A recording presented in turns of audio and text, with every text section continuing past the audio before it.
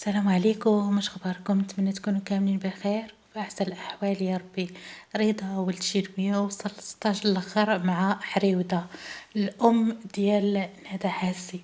فما يمكنش حنا نعيشوا في اليوتيوب بدون تفاهه، وما يمكنش نعيشوا بدون اجواء المعاطيه بين رضا هنا وهناك.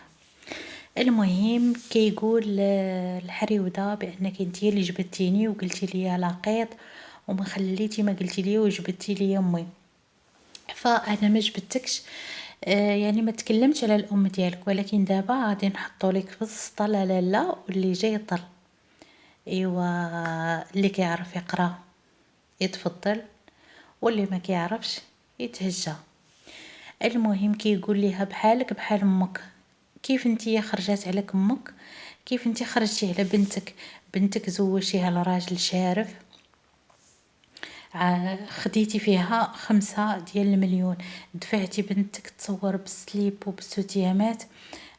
يعني شنو متوقعين؟ كيقول ليها بنتك حصلتها كتسحر ليا، وقالت لي حكا كتسحر للزاكي، وكيقول لها انت اللي خرجتي على بنتك وانت اللي جبتي الشهود وانت راكي خاصك الحبس.